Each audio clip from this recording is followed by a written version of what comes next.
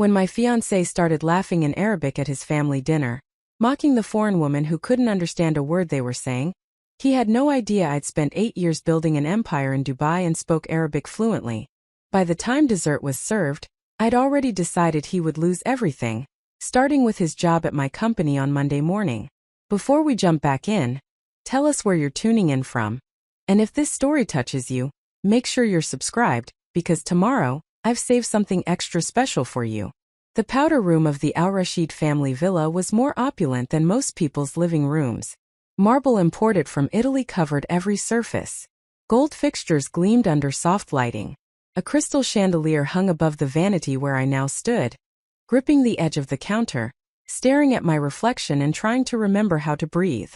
My hands were trembling, not from fear, but from the effort of containing my rage. I could still hear them in the dining room, the laughter, the casual cruelty delivered in a language they assumed I didn't understand. Kareem's voice, the man I'd agreed to marry 3 months ago, rising above the others with that distinctive laugh I'd once found charming. Now it sounded like breaking glass. Honestly, the girl is utterly clueless, he'd said in Arabic, his words flowing easily while I sat beside him, smiling politely like the grateful Western woman playing her part. She nods and smiles like a puppet. I could say anything, and she wouldn't know the difference. His mother had joined in, her tone dripping with condescension. At least she's pleasant to look at. And you said her family has some money? That's the important thing. Beauty fades, but a good financial situation helps a marriage. I'd kept my expression neutral, continuing to eat the kibbeh on my plate as though the conversation happening around me was nothing more than pleasant dinner chatter. Years of practice in boardrooms and negotiation tables had taught me how to school my features into whatever mask the situation required. But Kareem's brother Omar had delivered the line that sent me to this bathroom, the words that finally shattered my careful composure. Does she even understand that you're using her for a visa to expand your business into Europe? The poor thing probably thinks this is a real love story. The entire table had erupted in laughter. Kareem had reached over and squeezed my hand, looking at me with those warm brown eyes that had first captivated me at a charity gala 6 months ago, and said in English, "Are you enjoying the meal, darling? I know my family can be overwhelming." I'd smiled back and excused myself to the restroom, my legs somehow carrying me away from that table with dignity and tact, even as my world tilted on its axis. Now, alone in this gilded cage of a bathroom, I finally allowed myself to feel the full weight of what I just learned. I looked at myself in the mirror. Really looked. My auburn hair was styled in loose waves the way Kareem said he preferred. I wore a modest dress that covered my shoulders and fell below my knees, appropriate for a family dinner, appropriate for a woman trying to make a good impression on her future in-laws. My makeup was carefully applied to enhance without being bold. I looked exactly like what they expected. A naive Western woman, grateful to be accepted, eager to please, completely out of her depth in their world. They had no idea who I really was. My name is Sarah Mitchell, though that's only one of my names. In the business world, in the circles that mattered, I was also known as Sarah Al-Hashimi, a name I'd earned the right to use through 8 years of living, working, and building an empire in Dubai. I was fluent not just in Arabic, but in the specific dialect of Gulf Arabic that Kareem's family spoke. I understood every nuance, every idiom, every subtle insult they'd been throwing my way for months. And they had been throwing them. Tonight wasn't an anomaly. It was simply the most explicit version of something that had been happening since Kareem first introduced me to his family. His mother commenting in Arabic about my clothes being too Western while smiling at me in English. His sisters discussing my lack of cooking skills in rapid Arabic, while I sat across from them during afternoon tea. His father questioning whether I was really suitable marriage material for their son, all while treating me with elaborate courtesy to my face. I'd heard every word, understood every slight, and I'd said nothing. Because 8 years ago, when I first arrived in Dubai as a 23-year-old with a newly minted MBA and more ambition than sense, I'd learned a crucial lesson. People reveal their true selves when they think you can't understand them. And the most powerful position you can occupy is the one where you see everything while appearing to see nothing. I'd been hired by Meridian Global Investments as a junior analyst. The job was supposed to be a stepping stone, a way to get international experience before returning to London or New York to climb the corporate ladder. But Dubai had gotten into my blood. The energy, the audacity, the sense that anything was possible if you were smart enough and bold enough to seize it. Within 6 months, I'd started learning Arabic. Not through company-sponsored classes or casual lessons with a tutor, but through intensive study that consumed my evenings and weekends. I hired native speakers as private tutors. I watched Arabic television and listened to Arabic radio. I practiced until my tongue could wrap around the sounds that English had never prepared me for. I never told anyone at work. When colleagues assumed I was just another expat floating through Dubai's bubble of English-speaking privilege, I let them assume. When clients spoke in Arabic during meetings, thinking the foreign woman couldn't possibly understand, I heard every word. I learned things that gave me edges in negotiations, insights into deals, warnings about partnerships that seemed golden but were actually traps. Within 2 years, I'd been promoted to senior analyst. Within 4 years, I was managing director of the Dubai office. And by year 6, I'd accumulated enough capital, enough knowledge, and enough connections to launch my own investment firm. Al-Hashimi Global Partners was born from that decision. I'd taken on a local business partner, Fatima Al-Hashimi, a brilliant Emirati woman who'd become both my closest friend and my sister in all but blood. She'd given me permission to use her family name for the business, understanding what I understood. That in this part of the world a name carried weight. The combination of my Western connections and analytical skills with her local expertise and family reputation had been unstoppable. We specialized in facilitating investments between Western companies and Gulf markets. We identified opportunities, structured deals, navigated the complex cultural and legal landscapes that confused or intimidated other firms. In 2 years, we'd grown from a 2-person operation to a firm with 43 employees and offices in Dubai, Abu Dhabi, and Riyadh. Our client portfolio included Fortune 500 companies, sovereign wealth funds, and high-net-worth individuals from both East and West. Last year, our firm had facilitated deals worth over $2 billion. Last quarter, we'd been approached by 3 major private equity firms interested in acquiring a stake in our company. Fatima and I had declined. We weren't ready to give up control, not when we were just hitting our stride. The firm's success meant I was wealthy in my own right. Not celebrity wealthy, not make headlines wealthy, but comfortable in ways that most people never achieved. I owned a penthouse in Dubai Marina with floor-to-ceiling windows overlooking the Arabian Gulf. I drove a Range Rover that I'd paid for in cash. My investment portfolio was diversified across multiple continents and asset classes. I'd set up trust funds for my younger siblings back in England, paid off my parents' mortgage, and still had more money than I knew what to do with. But here's what Kareem didn't know. One of his company's most important clients was Al-Hashimi Global Partners. Kareem worked for Crescent Trade Solutions, a mid-sized import-export firm that his father had built over 30 years. The company facilitated trade between European manufacturers and Gulf retailers, handling everything from logistics to customs to warehousing. It was a solid business, profitable if unspectacular, the kind of company that provided a comfortable upper-middle-class lifestyle for the family. 6 months ago, Crescent Trade Solutions had been struggling. They'd lost 2 major clients to competitors and were facing serious cash flow problems. They'd come to Al-Hashimi Global Partners seeking help restructuring their debt and finding new investment to stabilize the business. Fatima had handled the initial meeting. She'd come back to the office and told me about the Al-Rashid family, their business challenges, and her assessment that they were good people caught in a difficult situation. She'd recommended we help them. I'd agreed. We'd structured a deal that gave them access to better financing, introduced them to new European clients from our network, and provided strategic consulting to help modernize their operations. In return, we'd taken a 15% equity stake in the company and a seat on their board. The deal had saved Crescent Trade Solutions. Within 4 months, they were profitable again. Within 6 months, they were growing. Kareem's father had been effusive in his gratitude during board meetings, praising Al-Hashimi Global Partners for our insight and support. Kareem had been at several of those board meetings. He'd sat across the table from me dozens of times, but he'd never made the connection. Preparing and narrating this story took us a lot of time, so if you are enjoying it, subscribe to our channel, it means a lot to us. Now back to the story. Because at work, I was Sarah Al-Hashimi, dressed in elegant business suits, My hair pulled back in a severe bun, speaking Arabic and English interchangeably, commanding rooms with the quiet authority of someone who'd earned her place at the table. I looked different. I acted different. I was different.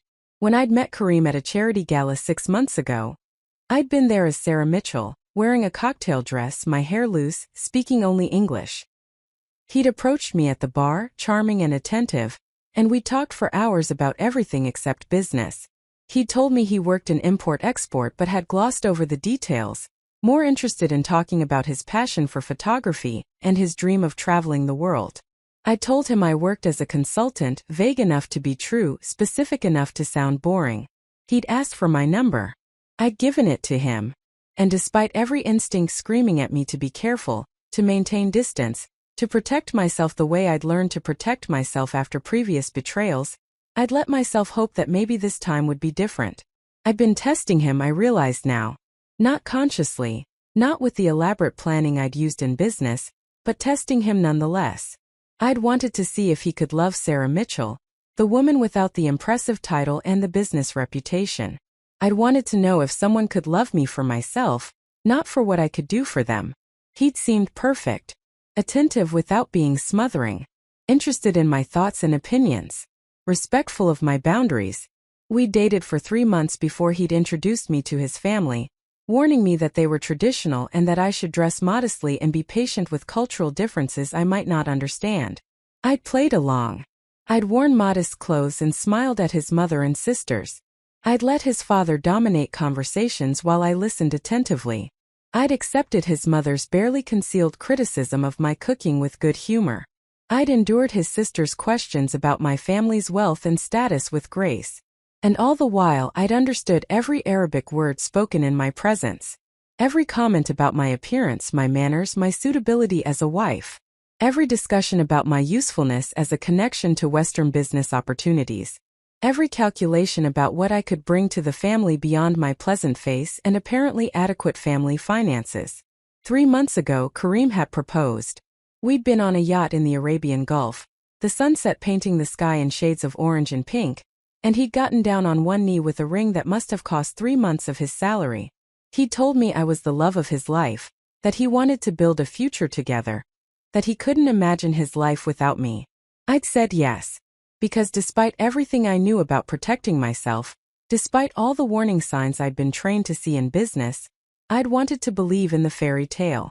I'd wanted to believe that the love in his eyes was real, that the future he described could exist, that I could have both the professional success I'd built and the personal happiness I'd always craved. I'd been a fool. The door to the powder room opened, and one of Kareem's sisters, Layla, walked in. She was the younger one, 24 to my 31, beautiful in that effortless way that came from good genetics and expensive skincare. She saw me at the mirror and smiled. "Sarah, are you feeling all right? You've been gone for a while." Her English was perfect, accent carefully cultivated at expensive international schools. Her concern seemed genuine. But I'd heard her earlier in the evening, speaking to her mother in Arabic while I'd been in the kitchen helping prepare tea. "The poor thing is so eager to fit in," Layla had said, her voice carrying just enough for me to hear from the adjacent room. "She has no idea that Kareem's really marrying her for the business connections. Father thinks her family must have contacts in London that could help expand our operations." Now, standing in front of me with that practiced smile, Layla embodied everything I'd been navigating for months. The surface kindness masking calculation. The warmth that evaporated when they thought I couldn't understand. "I'm fine," I said, returning her smile with one just as practiced. "Just needed a moment. Your mother's cooking is wonderful, but I think I ate too much." Layla laughed. "Mother does tend to overfeed guests. Come, let's go back. They're about to serve dessert, and Kareem keeps asking for you." I followed her back to the dining room, my heels clicking on the marble floor, my mind racing through calculations and possibilities. Because in the minutes I'd spent in that powder room, staring at my reflection, I'd made a decision. I wasn't going to confront Kareem tonight. I wasn't going to reveal that I understood Arabic, or that I'd heard every cruel word. That would be emotionally satisfying but strategically foolish. Emotional reactions were for people who had no other power. I had considerable power and I knew how to use it. Instead, I was going to do what I did best. I was going to plan, prepare, and execute with the precision that had made me successful in business. Karim wanted to use me for business connections and a visa to Europe? He was about to learn that the woman he'd been using was actually the woman who held his family's financial future in her hands. The irony was almost poetic. I took my seat beside Karim, who immediately took my hand and kissed it. "There you are, Habibti," he said, using the Arabic endearment he'd taught me, claiming it meant my love. It did mean that, but the way he said it now, knowing what I knew, sounded like mockery. "I was worried," he continued in English, his voice warm with apparent concern. "You were gone so long." "I'm fine," I assured him, squeezing his hand, "just overwhelmed by how welcoming your family has been." His mother, seated at the head of the table in the position of honor his father had ceded to her in their home, smiled at me. "We are so pleased to welcome you into our family, Sarah. Karim has chosen well." In Arabic, under her breath as she turned to signal the staff to bring dessert, she added, "Even if the girl is completely unsuitable and will need extensive training in proper behavior." I smiled wider and thanked her in English for her kindness. The dessert was kanafa, the cheese pastry soaked in sweet syrup that was a staple of celebration meals. As we ate, Karim's father began discussing business, speaking in Arabic as he always did when talking about serious matters. "The new European contracts are performing well," he said, addressing his sons. "Thanks to the connections Al-Hashimi Global Partners provided, we've expanded into 3 new markets. The British distribution deal alone will increase our revenue by 20% this quarter." Karim nodded, responding in Arabic. "And once I'm married and have my spouse visa sorted, I can personally oversee the London office we're planning. Sarah's British passport solves our biggest obstacle to European expansion." "Is her family well connected?" Omar asked. "She mentioned her father works in finance. Middle management at a regional bank," Karim said dismissively. "Nothing impressive, but he knows people. And her cousin apparently works for a logistics company in Manchester. Once I'm family, I can leverage those connections." I took another bite of kanafa, savoring the sweetness while my mind catalogued everything they were revealing. Each word was another piece of evidence, another proof of their intentions. I would remember all of it. Karim's mother turned to me, switching to English with that gracious smile. "Sarah dear, have you and Karim discussed the wedding timeline? I know you British prefer shorter engagements, but we do have certain traditions that require time to plan properly." "Of course," I said warmly. "I want to respect all of your family's traditions. Whatever timeline works best for you." She looked pleased. In Arabic, to her daughter, she muttered, "At least she's agreeable. That will make training her easier." The dinner continued for another hour. I smiled and nodded and played my part perfectly. I accepted compliments on my appearance and deflected questions about my modest career with self-deprecating humor. I laughed at Karim's jokes and accepted his casual touches with apparent affection. And all the while I was planning. Tomorrow was Friday, the beginning of the weekend in Dubai. I would spend it reviewing every document related to Crescent Trade Solutions. I would examine our equity agreement, our board position, our contractual relationships. I would identify every point of leverage, every contractual obligation, every way in which the Al-Rashid family business was dependent on Al-Hashimi Global Partners' continued support. On Sunday, when the work week began again, I would call an emergency board meeting. As a board member representing a major shareholder, that was my right. And at that meeting, Karim would discover exactly who Sarah Mitchell really was. But more than that, he would learn what happens when you underestimate someone. When you see a woman as a tool to be used rather than a person to be respected. When you assume that surface kindness and traditional gender roles mean you're dealing with someone naive and powerless. The Al-Rashid family had built their business over 30 years. In the next week, I would teach them that empires built on disrespect and casual cruelty could crumble much faster than they'd been constructed. As the dinner finally wound down and Karim drove me back to my apartment, his hand resting possessively on my thigh, talking about his plans for our future, I remained quiet and agreeable. He interpreted my silence as contentment, as the satisfied quiet of a woman happy with her place in his world. He had no idea that my silence was the quiet of a predator who just identified its prey. and was calculating the perfect moment to strike. When we reached my building, he walked me to the door, kissed me goodnight, and told me he loved me in English. I said it back, the words ashes in my mouth. Alone in my penthouse, I didn't go to bed. Instead, I went to my home office, opened my laptop and began pulling up files. Contracts, financial statements, strategic plans, board minutes. Everything related to Crescent Trade Solutions and the Al-Rashid family. My phone buzzed with a text from Fatima. "How was the family dinner?" I stared at the message for a long moment before typing my response. "We need to meet first thing Sunday morning. Before the board meeting I'm about to call. There's something you need to know about Kareem Al-Rashid." Her response came immediately. I knew something was wrong. "What did he do?" "Everything," I typed back. "He did everything wrong. And now he's going to learn exactly what that costs." I set my phone down and turned back to my computer.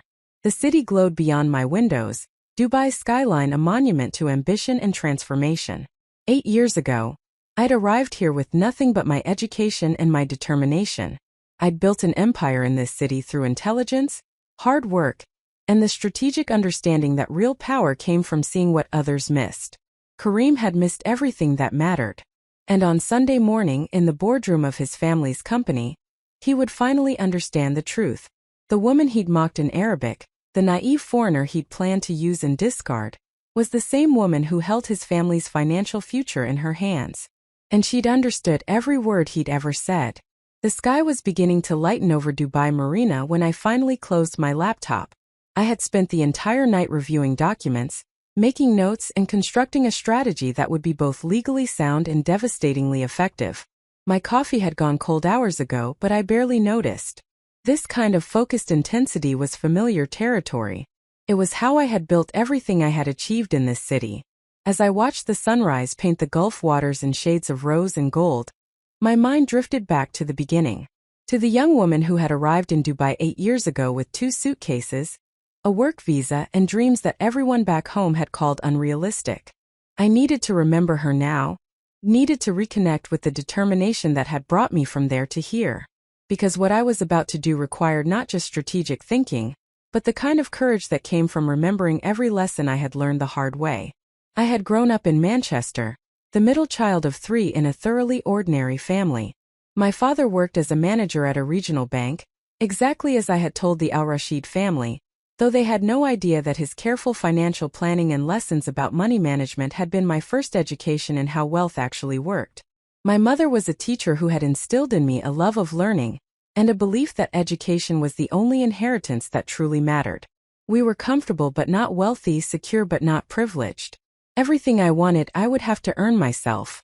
I had been a good student, the kind who stayed after class to ask questions and spent weekends in the library rather than at parties. Not because I was antisocial, but because I had clarity about what I wanted. I wanted independence. I wanted the ability to make my own choices without financial constraints. I wanted to build something meaningful that would outlast me. These ambitions felt enormous and specific in equal measure. At university, I had studied economics and finance at the London School of Economics. The program was rigorous and competitive, filled with brilliant students from around the world who all believed they would be the ones to succeed. I had loved the challenge of it, the way complex financial systems revealed themselves like puzzles waiting to be solved. I had graduated near the top of my class and immediately enrolled in an accelerated MBA program. That was where I had met James. Even now, 8 years later, thinking his name brought a familiar ache. Not the sharp pain of fresh heartbreak, but the dull throb of a wound that had healed incorrectly, leaving scar tissue that would never quite feel normal. James had been everything I thought I wanted in a partner. Brilliant, ambitious, from a wealthy family with connections throughout London's financial sector. He had been 2 years ahead of me in the program, already being courted by major investment banks and private equity firms. When he had shown interest in me, I had been flattered and excited in equal measure. Someone like James choosing someone like me felt like validation that I belonged in this world I was trying to enter. We had dated throughout my final year of business school. He had introduced me to his family, brought me to exclusive events, and talked about our future together. When I had received the job offer from Meridian Global Investments to work in their Dubai office, James had been supportive and encouraging. The position would be good experience, he had said. A few years in an emerging market would make me more valuable when I returned to London, where we would both build our careers and eventually settle down together. I had believed him. I had believed in us. And when I had left for Dubai, I had thought I was simply taking a temporary detour on a path that would eventually lead back to him. 3 months into my time in Dubai, I had discovered the truth by accident. A mutual friend from business school had reached out, congratulating me on my engagement. Except I was not engaged. James was, but not to me. He had proposed to Catherine Ashworth, whose father sat on the board of 3 FTSE 100 companies, and whose family owned a significant portion of prime London real estate. The mutual friend had been mortified when she realized her mistake.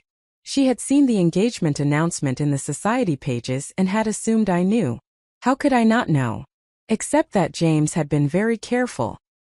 He had continued calling me regularly, telling me he missed me, making plans for my next visit home. He had maintained the relationship just enough to keep me available while he pursued what he really wanted, a marriage that would advance his career and his social position. I had called him immediately. The conversation had been brief and brutal. He had not even tried to deny it. Instead, he had been irritated that I was upset, as though I was being unreasonable for expecting basic honesty and respect. "Sarah, be realistic," he had said, his voice carrying that particular tone of condescension that made my blood run cold. "You and I were never going to work long term. Your family is lovely, but they have no connections that matter. Catherine's father can open doors for me that you never could. This is business. I thought you, of all people, would understand that." I had hung up on him. And then I had cried for 2 days straight, calling in sick to work and ignoring the knocks on my apartment door from concerned colleagues.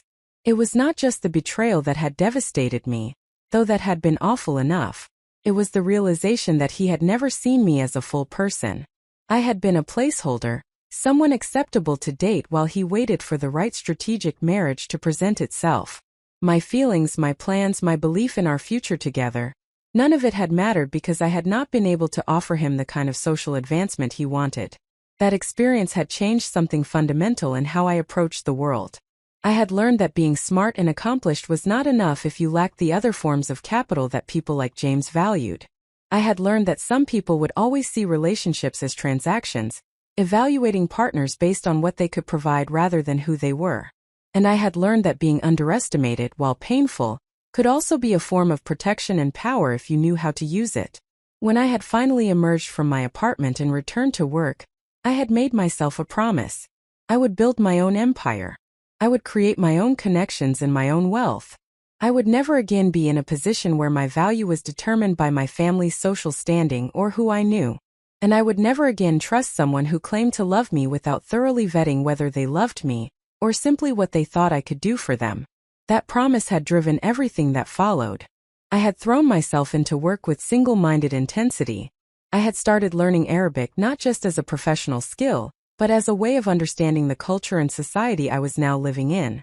I had begun building relationships with Emirati colleagues and clients, approaching these connections with genuine respect and interest rather than the transactional superficiality I saw in so many other expats. One of those relationships had been with Fatima al-Hashimi. We had met at a professional networking event for women in finance. She had been running her family's small investment office, managing a portion of their considerable wealth. I had been impressed by her sharp analytical mind and her nuanced understanding of both Western and Gulf business practices. She had been equally impressed by my willingness to actually learn Arabic and engage seriously with local culture, rather than remaining in the expat bubble. We had started meeting for coffee to discuss markets and opportunities. Those conversations had gradually evolved into a friendship based on mutual respect and shared ambition. Fatima had seen in me someone who took her seriously as a professional rather than viewing her primarily as a local contact who could open doors. I had seen in her someone who understood the complexities of operating across cultural boundaries, and who shared my vision of what a truly integrated investment firm could accomplish. When I had told her about my dream of starting my own firm, she had said yes almost immediately. She had the local credibility and cultural knowledge. I had the Western connections and analytical frameworks. Together, we could create something neither of us could build alone. Her family had been supportive, particularly when they had seen the business plan we had developed. We were not asking for their money, just permission to use the family name and their blessing on the venture. Launching Al-Hashimi Global Partners had been terrifying and exhilarating. We had started with modest capital, a small office, and no guaranteed clients. But we had a clear value proposition. We could help Western companies navigate Gulf markets with genuine cultural competence. And we could help Gulf investors access Western opportunities with sophisticated financial analysis. We understood both worlds and could translate between them. The first year had been a grind. 18-hour days were normal. Weekends did not exist. We had pitched constantly, taken meetings with anyone who would see us, and delivered exceptional results on every small project we secured. Slowly, our reputation had grown. Clients had started referring other clients. Deals had gotten larger and more complex. By the end of year 2, we had been profitable and growing rapidly. One of the keys to our success had been my language skills. In meetings where clients assumed I was just another Western consultant who needed everything translated, I had heard side conversations, concerns raised in Arabic that were never voiced in English, and nuances of negotiation that would have been invisible to someone who did not understand the language. That information had given us crucial advantages in structuring deals and addressing unstated concerns. I had never announced my language skills. I had simply let people assume what they would assume. And when those assumptions worked to my advantage, I had used the information I gained to serve my clients better and build our firm's reputation. Some might call this deceptive. I called it strategic asymmetry of information, a fundamental principle of negotiation. The other crucial element of our success had been Fatima's integrity and my commitment to earning trust, rather than exploiting it. We could have used our position and knowledge to manipulate situations for short-term gain. Instead, we had built a reputation for honest dealing, creative problem-solving, and genuinely caring about our clients' long-term success. In a business environment where many firms were purely transactional, we had distinguished ourselves through relationships built on mutual respect. By year 4, we had been managing significant capital and facilitating major deals. By year 6, when we had decided to formalize our partnership and expand beyond our initial 2-person operation, we had been managing over $1 billion in assets and facilitating deals several times that size.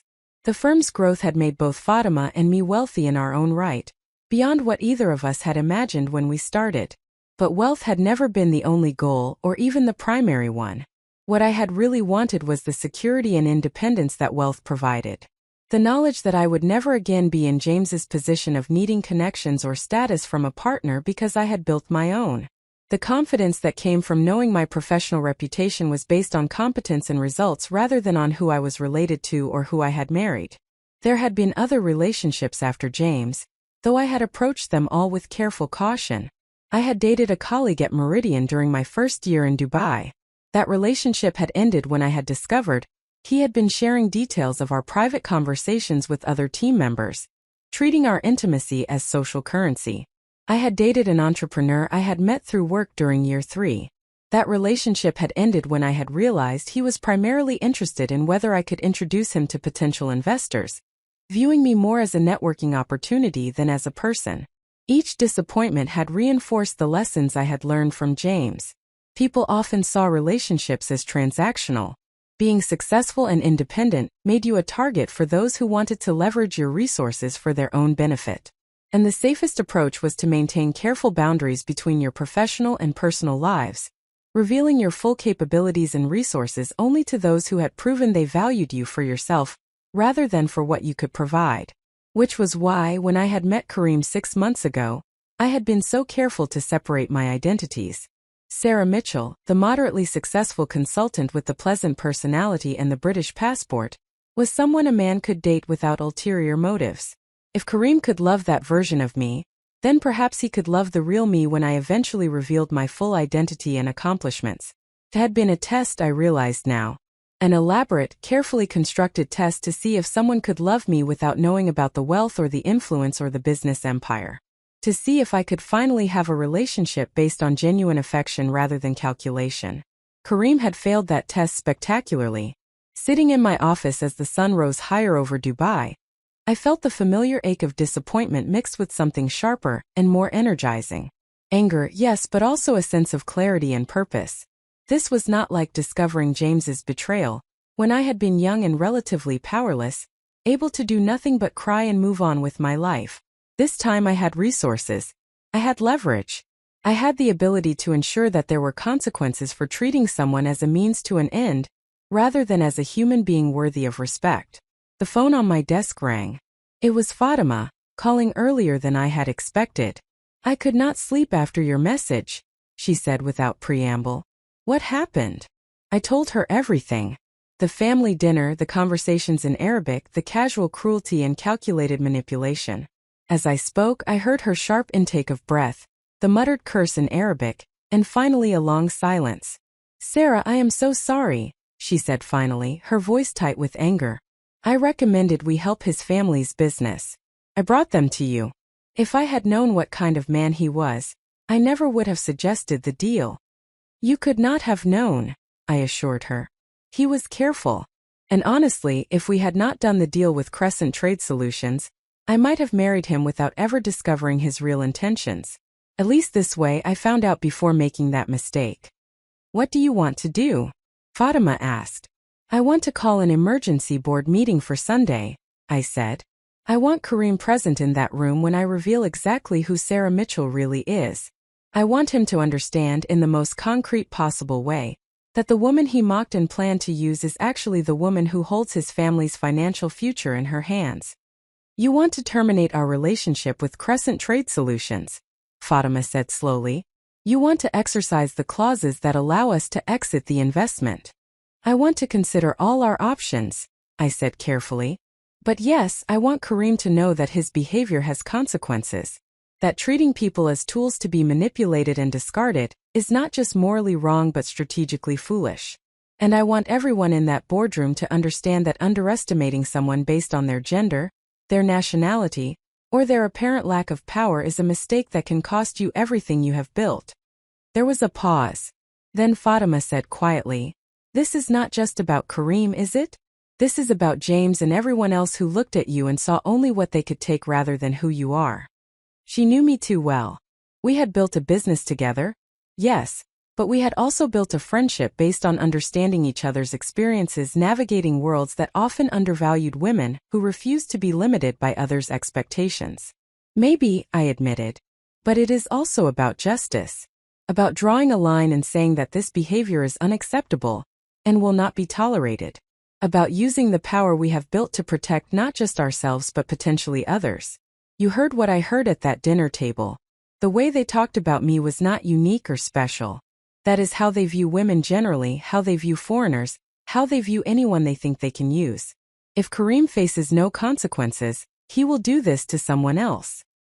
His family will continue operating with that same dismissive arrogance, and more people will be hurt. "Then we call the board meeting," Fatima said decisively, "and we make sure every member understands exactly what has occurred, not as gossip or personal drama, but as a serious concern about character and judgment that affects our investment and our firm's reputation." After we ended the call, I finally allowed myself to sleep for a few hours. When I woke in the early afternoon, I felt more centered and determined than I had in months. I spent the rest of Friday and all of Saturday preparing. I reviewed every interaction I had documented with Kareem, every conversation I had overheard, every promise he had made and broken. I pulled together a timeline showing his deliberate deception and manipulation. I prepared a legal analysis of our options under the investment agreement we had structured with Crescent Trade Solutions. Most importantly, I prepared myself emotionally for what was coming. This confrontation would be public and painful. Kareem would be humiliated in front of his family and colleagues. His father, who had treated me with respect in professional contexts even while his family mocked me in personal ones, would be forced to confront the character of his son. The business they had spent decades building would be destabilized, regardless of what specific actions our firm decided to take. These consequences were just and necessary, but they were still consequences that would cause genuine suffering to real people. I needed to be certain that I was acting from a place of principle rather than simple revenge. I needed to be sure that what I was about to do would ultimately serve justice rather than just my own wounded feelings. By Saturday evening I was certain. This was not about revenge. This was about accountability. It was about ensuring that actions had consequences. It was about using power responsibly to correct injustice, rather than allowing it to continue unchecked. And it was about drawing a clear line that said some behaviors were unacceptable, regardless of cultural context or traditional expectations. I sent the formal notice for an emergency board meeting Sunday morning at 10. As a major shareholder and board member, I had the authority to call such a meeting with 48 hours' notice. The agenda item was listed simply as governance concerns regarding management and strategic partnership review. Formal, neutral, revealing nothing about the storm that was about to break. Kareem called me Saturday night, his voice warm and affectionate. "Sarah, darling, I have been thinking about you all day. I am sorry we have not had time to see each other this weekend. Work has been crazy. This new European expansion is taking all my focus." The European expansion that existed only because of connections my firm had provided. The career advancement he thought he was achieving through his own merit when it was actually built on a foundation we had constructed. "I understand," I said gently. "Work is important. Actually, I need to tell you something. I have a work commitment tomorrow morning that came up unexpectedly. I will not be able to meet for brunch as we planned." "Oh, that is disappointing," he said. "But I understand. Your consulting work must keep you busy." My consulting work. The fiction we had both maintained, though for very different reasons. "Will I see you tomorrow evening?" he asked. "Maybe we could have dinner and start planning some details for the wedding. Mother has some ideas she wants to discuss with you." I felt my jaw tighten. His mother, who had called me unsuitable and talked about training me like a disobedient pet. "Let us see how tomorrow goes," I said carefully. "I will call you after my meeting. After my meeting, when your entire world has shifted on its axis and you finally understand who you have been dealing with all along." We said goodbye, and I sat in the darkness of my apartment, looking out over the illuminated cityscape. Dubai at night was a vision of human ambition made tangible. Every glowing tower represented someone's dream realized through vision and determination. I had built my place in this landscape through 8 years of relentless work, strategic thinking, and refusing to accept others' limitations on what I could achieve. Tomorrow morning, Kareem would learn that the quiet, agreeable woman he had been mocking and manipulating was actually one of the people who had built this city. And he would learn that underestimating someone was not just disrespectful but dangerous, when that person held the power to reshape your entire future. I went to bed early, knowing I needed to be sharp and focused for what was coming. My last thought before sleep was not of anger or satisfaction, but of the young woman who had arrived in Dubai 8 years ago with nothing but ambition and determination. She would be proud of who I had become, and she would approve of what I was about to do. Justice, after all, was just another word for refusing to accept that power excused cruelty or that success justified exploitation. Tomorrow I would deliver that message with perfect clarity, and Kareem al-Rashid would never forget the lesson. Sunday morning arrived with the kind of crystalline clarity that Dubai mornings often brought. The sky was a flawless blue, the air crisp before the heat of the day would settle in. I woke at 6, my internal clock operating with the precision that years of high-stakes business had trained into me.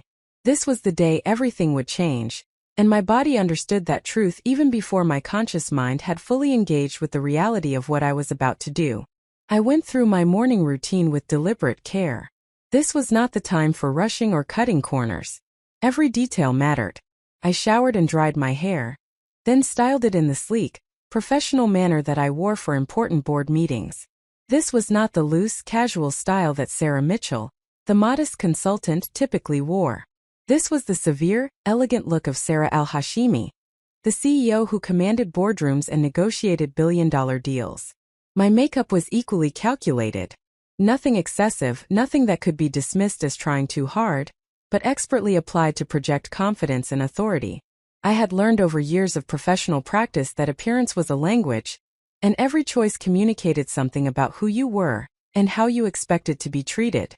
Today, I needed to communicate unambiguous power. The suit I selected was one of my favorites, a midnight blue Armani that had been custom-tailored to fit perfectly. The cut was severe and elegant, the fabric expensive enough to signal success without being ostentatious. I paired it with Italian leather heels that added 3 inches to my height, and a simple but clearly expensive watch that Fatima had given me when we had closed our first major deal together. My only jewelry beyond the watch was small diamond studs in my ears. No engagement ring. I had removed that last night and placed it in a drawer. That symbol of false promises had no place on my hand today. When I looked at myself in the full-length mirror in my bedroom, I barely recognized the woman looking back. Or rather, I recognized her completely, but she bore almost no resemblance to the person Kareem thought he knew. Sarah Mitchell dressed modestly and kept her appearance understated to avoid drawing attention. Sarah Al-Hashimi dressed to command attention and respect. The difference was not subtle. I gathered my materials for the meeting into my leather portfolio.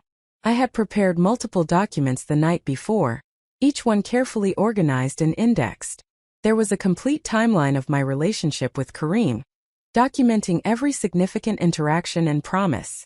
There was a transcript of key conversations I had overheard in Arabic, translated into English for any board members who might not be fluent in both languages. There was a legal analysis of our options under the investment agreement with Crescent Trade Solutions. And there was a strategic recommendation for how our firm should proceed, backed by careful consideration of both the immediate situation and our long-term interests. Everything was documented, everything was supported by evidence, and everything was presented in the kind of professional format that would make it impossible to dismiss this as emotional drama or personal grievance. This was a business matter, and I was handling it with the same rigor and professionalism I brought to any significant business decision. I arrived at our office building in Business Bay at 8:30, 90 minutes before the board meeting was scheduled to begin. The building was quiet on Sunday morning, with only a few dedicated employees working on weekend projects. Our firm occupied the entire 14th floor, a space we had designed to reflect both the Western and Gulf aspects of our identity. The reception area featured modern furniture and clean lines, but also incorporated traditional Islamic geometric patterns in the artwork and Arabic calligraphy alongside English signage. Fatima was already there, sitting in my office with 2 cups of coffee waiting. She looked as precisely put together as I did, wearing a tailored pantsuit in charcoal gray and a hijab in complementary deep burgundy. We had developed a partnership over the years that went beyond mere business collaboration. We could communicate with minimal words, understanding each other's thinking through years of working together on complex problems. "Are you ready?" she asked simply.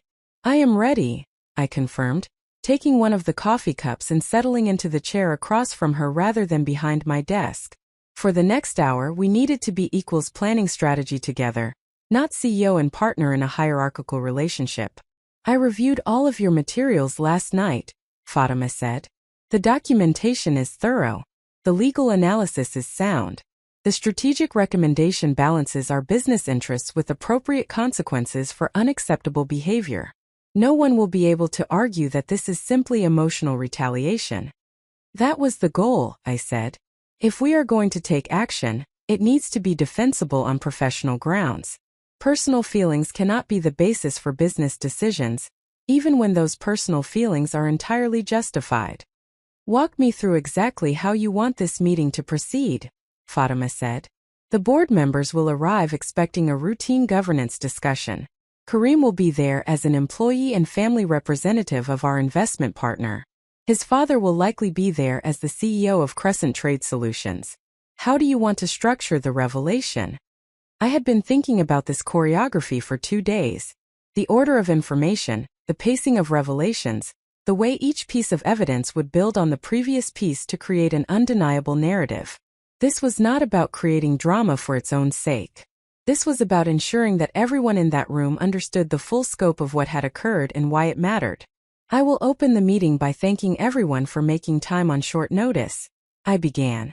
"I will explain that a serious matter has come to my attention that affects both our investment in Crescent Trade Solutions and our firm's reputation.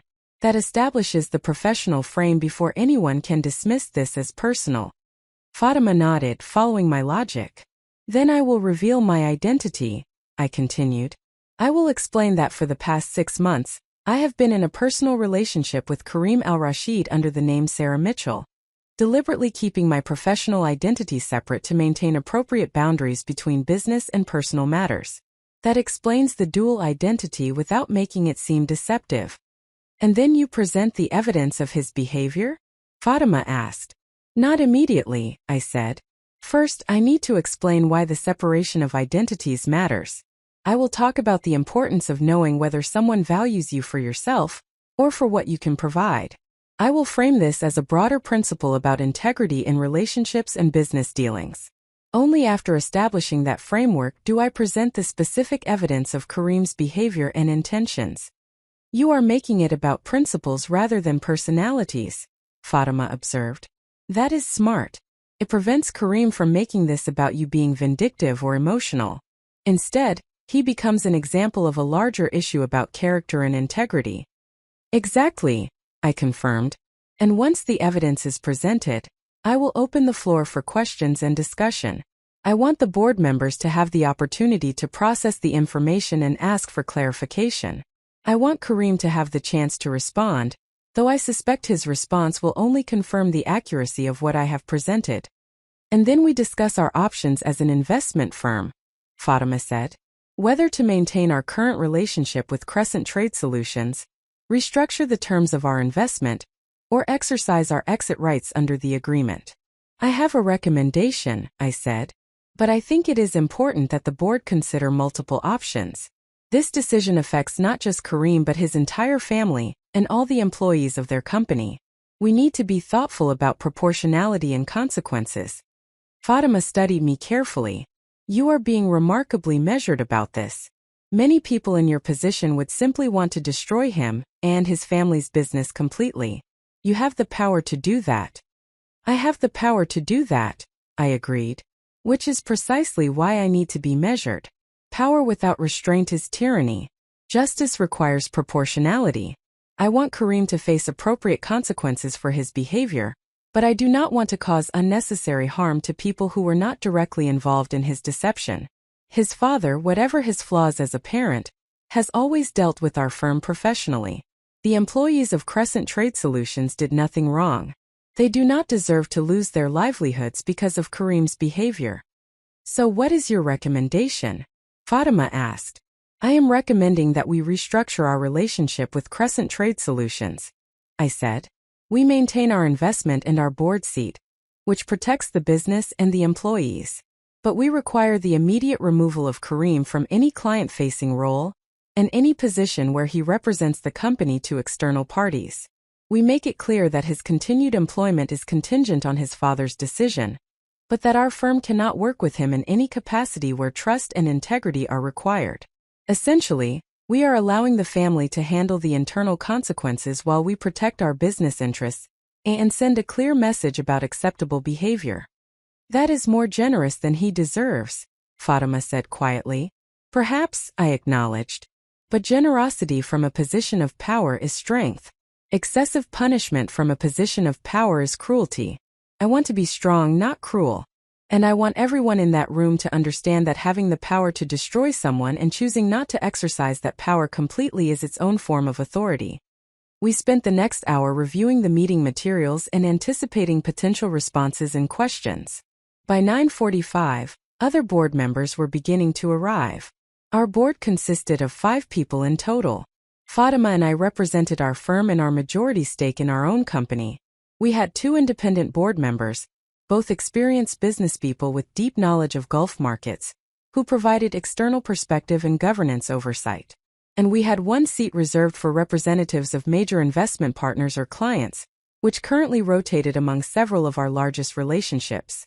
Today, that rotating seat would be occupied by Rashid Al-Rashid, Kareem's father and the CEO of Crescent Trade Solutions. He arrived at 9:50, dressed in traditional Emirati business attire, his bearing dignified and his manner courteous. He greeted Fatima warmly in Arabic, thanking her for accommodating his schedule.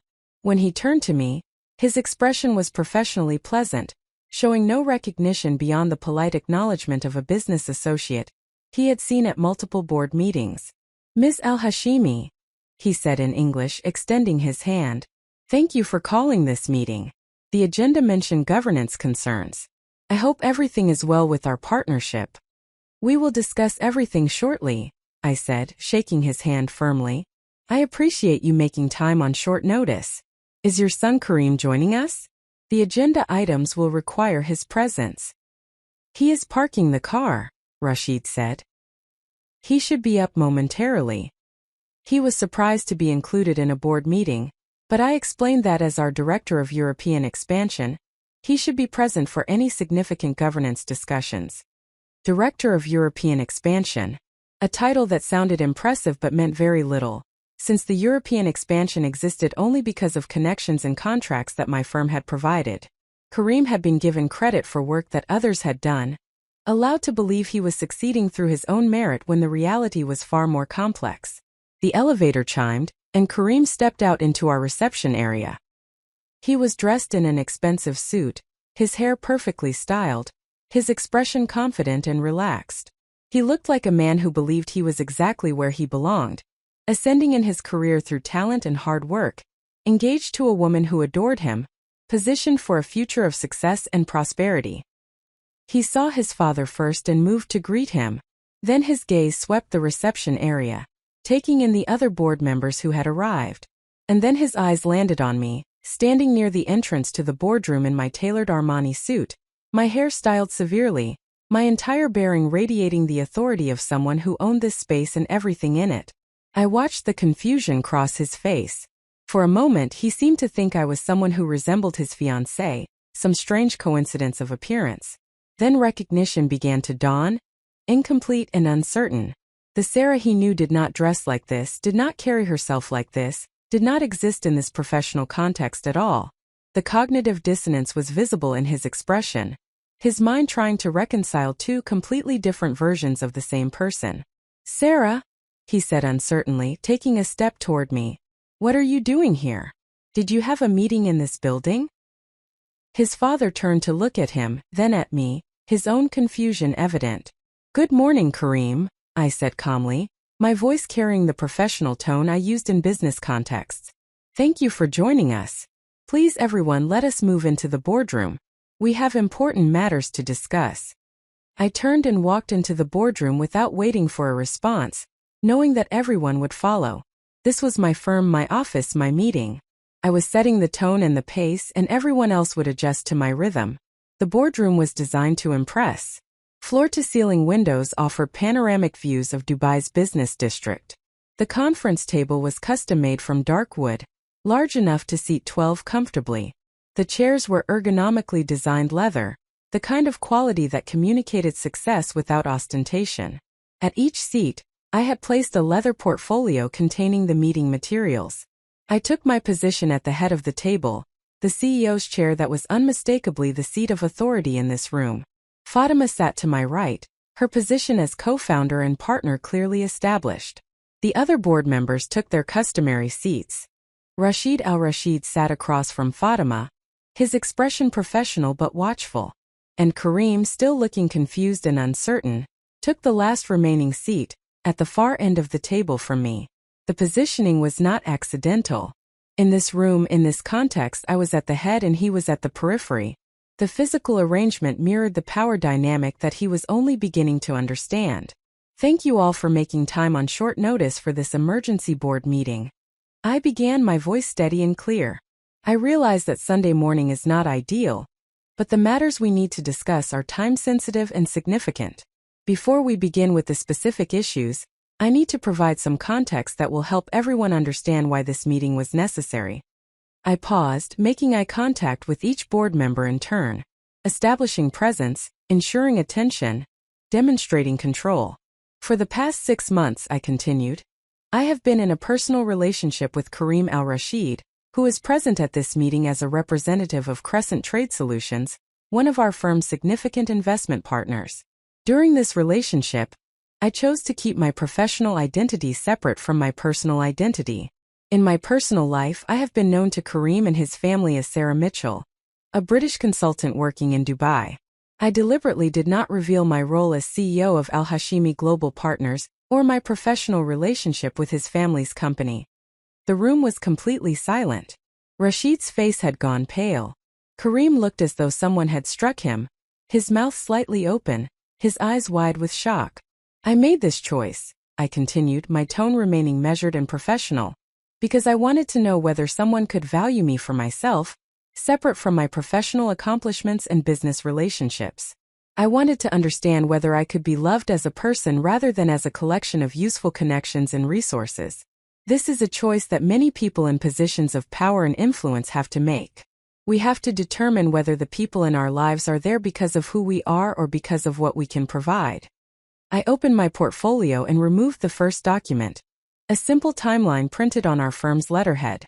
This timeline documents the key events of my relationship with Kareem, I said, sliding copies of the timeline across the table to each board member. As you will see, over the course of 6 months, Kareem made numerous statements about his feelings for me, his plans for our future together, and his reasons for wanting to marry me. 3 months ago, he proposed marriage, which I accepted. Kareem had found his voice, though it came out rough and uncertain. Sarah, I do not understand what is happening. Why are you doing this? Why are you telling everyone about our private relationship? I met his eyes directly, my expression neutral.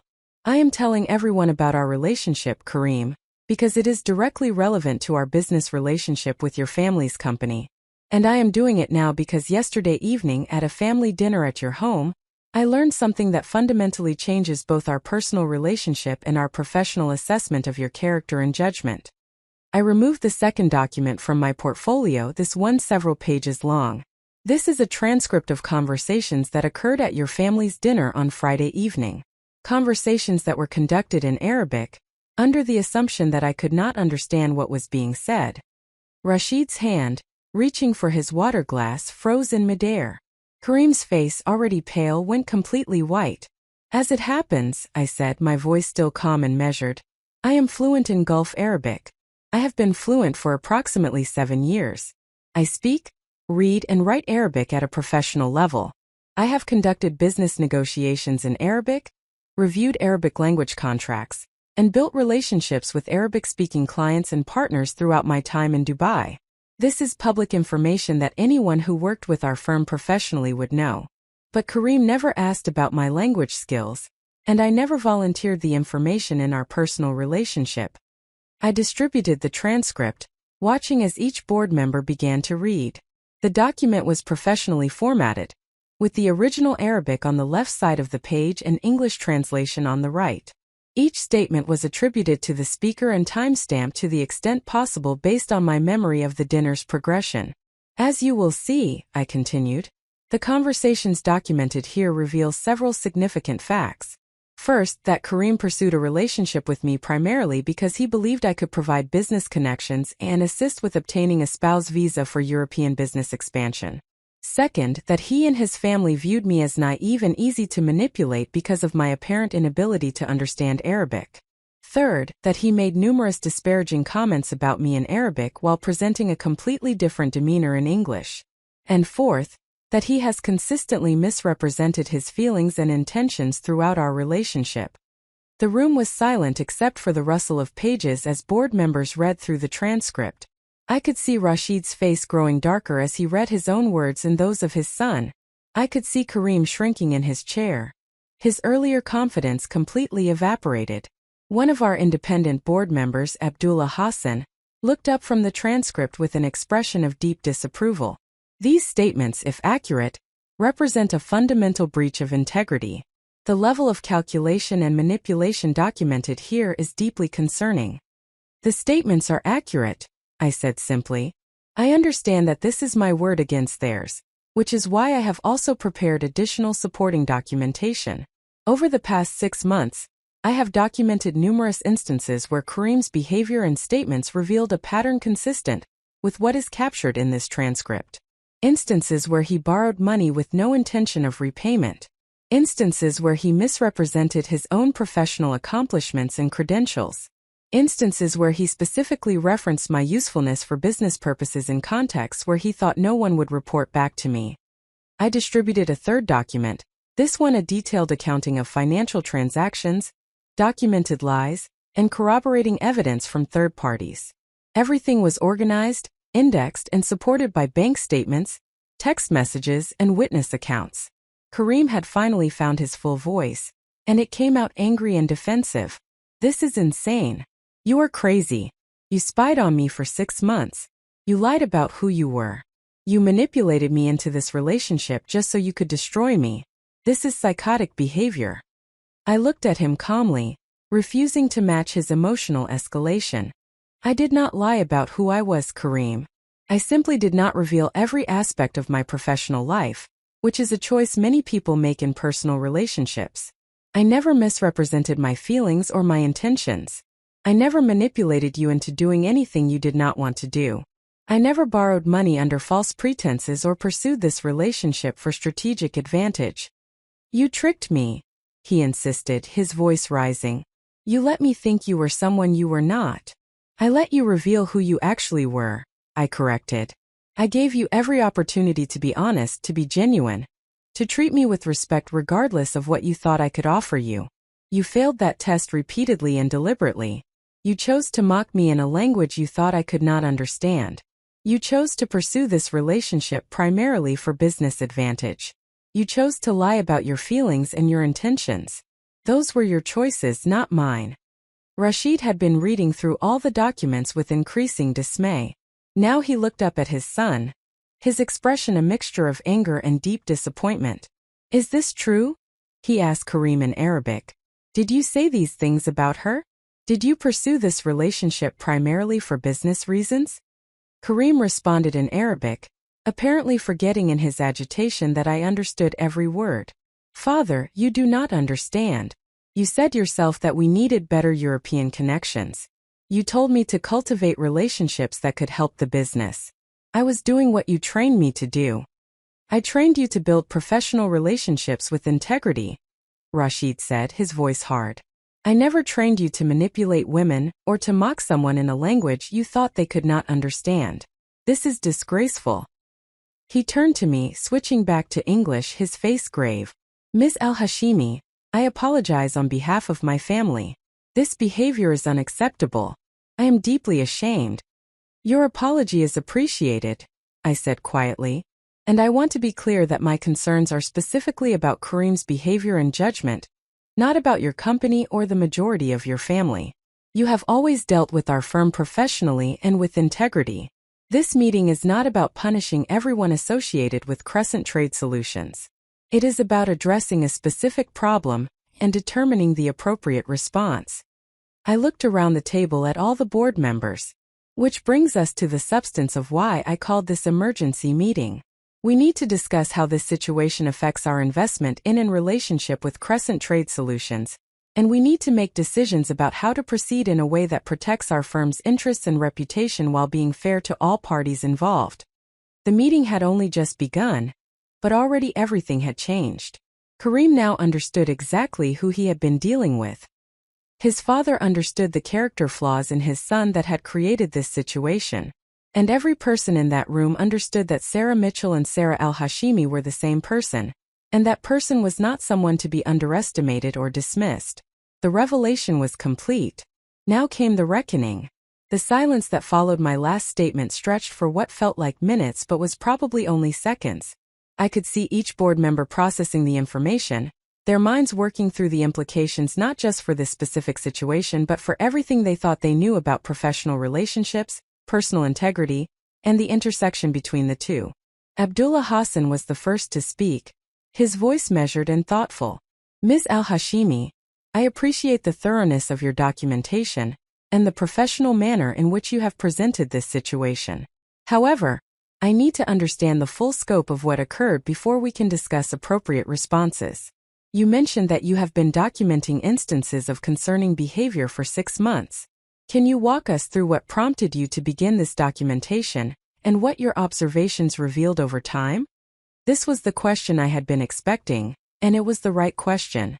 The distinction between strategic observation and vindictive surveillance was crucial to establishing the legitimacy of my approach. I needed the board to understand that I had not set out to trap Kareem, but rather that I had been protecting myself based on hard-earned lessons about the necessity of verification and documentation. The documentation began from the first week of our relationship, I said, opening another section of my portfolio. Not because I suspected Kareem specifically of anything, but because I have learned from past experiences that it is essential to maintain clear records of significant interactions and commitments, particularly in relationships that might become serious. This is a practice I began several years ago after previous relationships ended badly, and it has nothing to do with Kareem specifically. It is simply how I protect myself. I distributed copies of what I called my relationship journal, a practice that might seem clinical to some but had proven invaluable in multiple contexts. The journal documented dates, significant conversations, financial transactions, promises made and kept or broken, and observations about patterns of behavior. Everything was factual and time-stamped, with no editorial commentary or emotional interpretation in the original entries. As you can see, I continued, the early entries are quite positive. Kareem was attentive, respectful, and appeared genuinely interested in getting to know me as a person. There were no red flags in the first month. However, starting in the second month, I began to notice certain patterns that concerned me. I walked them through the progression. The first time Kareem had asked to borrow money, claiming his credit card had been temporarily frozen due to a banking error. I had lent him 2,000 dirhams, approximately $500. He had promised to repay it within a week. 3 weeks later, when I had gently reminded him, he had acted surprised that I was keeping track of such a small amount between people in a relationship. He had eventually repaid it, but only after I had asked 3 times. The second incident had involved him asking me to put an expensive dinner on my credit card because he had forgotten his wallet. Again, he had promised immediate repayment. Again, it had taken multiple reminders before he had actually transferred the money, and when he did, he had shorted the amount by claiming he did not remember the exact total and asking if I was really going to nickel and dime him over 100 dirhams. Individually, these incidents could be explained as honest mistakes or miscommunication, I said. But the pattern was concerning. Each time, Kareem positioned himself as the victim of my allegedly excessive focus on money. Each time he made me feel as though I was being petty or ungenerous for expecting him to honor his commitments. This is a classic manipulation technique called financial gaslighting, where someone makes you doubt your own reasonable expectations about money and obligation. Our other independent board member, Margaret Chun, nodded with recognition. She had built her career in corporate governance and had dealt with countless cases of financial misconduct and manipulation. Did the pattern escalate over time? She asked. It did, I confirmed. By month 3, Kareem was regularly asking for loans with increasingly elaborate explanations for why he needed them. A family emergency that turned out to be his brother wanting money for a vacation. A business opportunity that required quick capital that never materialized. An unexpected tax bill that I later discovered was completely fabricated. The amounts grew larger and the repayment became slower and less complete.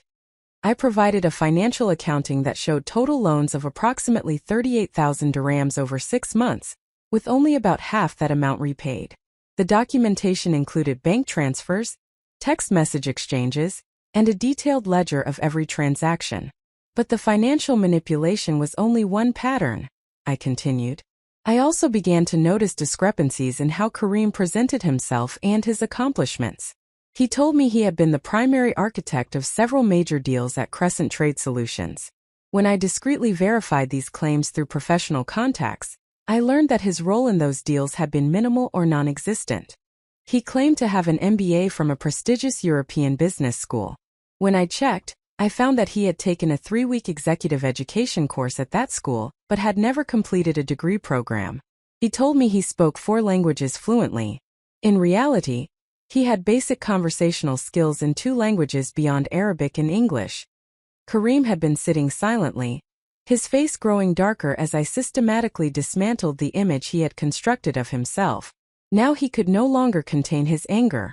"You investigated me," he said, his voice shaking with rage. "You treated me like a criminal.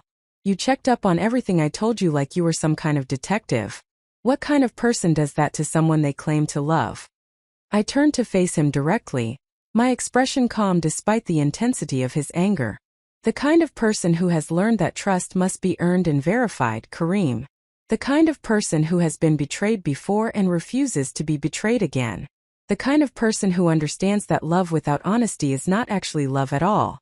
And most importantly, the kind of person who has the resources and capability to verify claims and who chooses to use those resources to protect herself."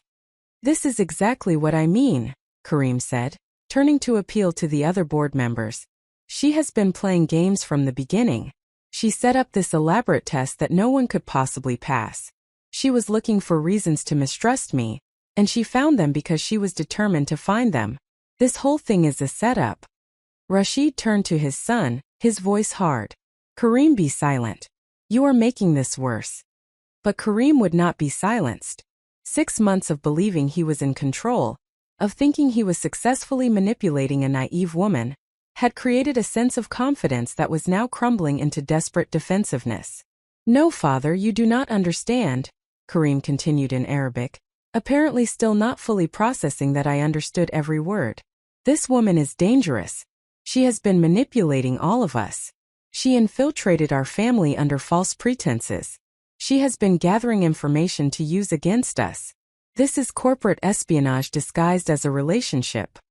I responded in Arabic, my pronunciation clear and my grammar perfect, the first time I had spoken Arabic in front of Kareem since our relationship began. "I am not the one who infiltrated under false pretenses, Kareem. I never lied about my feelings or my intentions. I simply chose not to reveal every aspect of my professional identity, which is my right. You, on the other hand, have lied consistently about your feelings, your intentions, your accomplishments, and your reasons for pursuing this relationship. The difference between us is that my omissions were about protecting myself, while your lies were about exploiting me." The look on his face when he heard me speak Arabic was almost worth the 6 months of deception. It was the moment of complete understanding, when he finally grasped the full scope of what had been happening. Every conversation at his family's home that he thought was private, every disparaging comment he had made about me, every calculation about how to use me for business advantage. I had understood all of it. "You speak Arabic," he said stupidly, stating the obvious because his mind could not quite process the implications. "Fluently," I confirmed, switching back to English for the benefit of the board members whose Arabic was less strong. "I have spoken Arabic at a professional level for 7 years. I have conducted business in Arabic, negotiated contracts in Arabic, and built relationships throughout the Gulf region that depend on my language skills and cultural competence.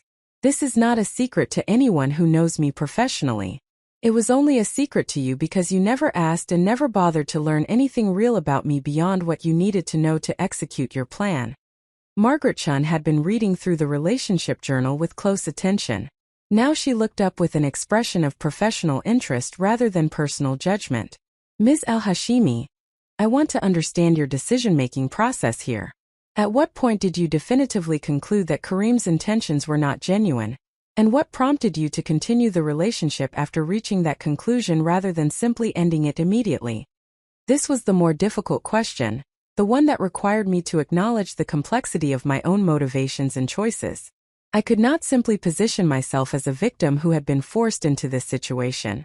I had made active choices to continue the relationship even after seeing warning signs, and I needed to own those choices and explain the reasoning behind them. "I first seriously questioned Kareem's intentions around month 3, I said carefully. That was when the pattern of financial manipulation had become clear enough that I could not reasonably attribute it to misunderstanding or coincidence. At that point I had a choice. I could end the relationship immediately based on what I suspected but could not yet prove definitively. Or I could continue observing while protecting myself financially and emotionally, gathering enough evidence to understand the full scope of his intentions." I paused, choosing my words carefully. I chose the latter approach for several reasons. First, I wanted to be certain. People can behave badly in relationships without being fundamentally irredeemable. I wanted to know whether Kareem's behavior was a temporary response to financial stress or a revealing glimpse of his true character. Second, I was aware that my position as CEO of this firm and as a board member of his family's company created complex ethical obligations. If I was going to make professional decisions that might affect Kareem or his family, I needed to be absolutely certain that those decisions were based on verifiable facts rather than personal suspicions or hurt feelings. And third, Fatima added quietly, speaking for the first time since the meeting began, Sarah needed to protect herself from the accusation that she had acted impulsively or vindicatively. If she had ended the relationship based on suspicions alone, Kareem could have claimed that she was emotionally unstable or had never given him a fair chance.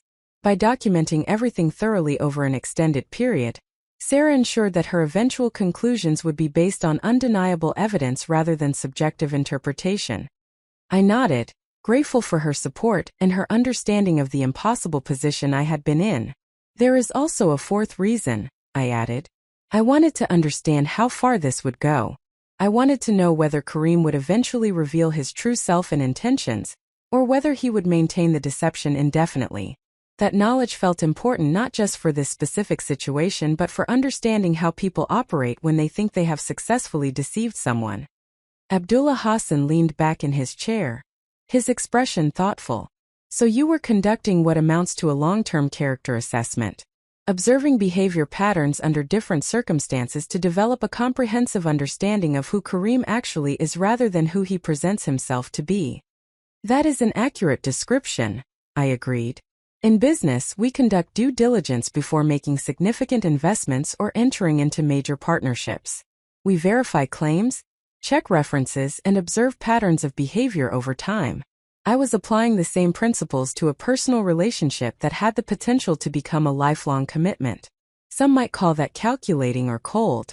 I call it prudent and necessary given the realities of how relationships can be used as vehicles for exploitation. Rashid had been reading through all the documents with increasing agitation. Now he set them down and looked at me with an expression that mixed shame, anger, and something that might have been respect despite himself. You are right to have documented all of this, he said heavily.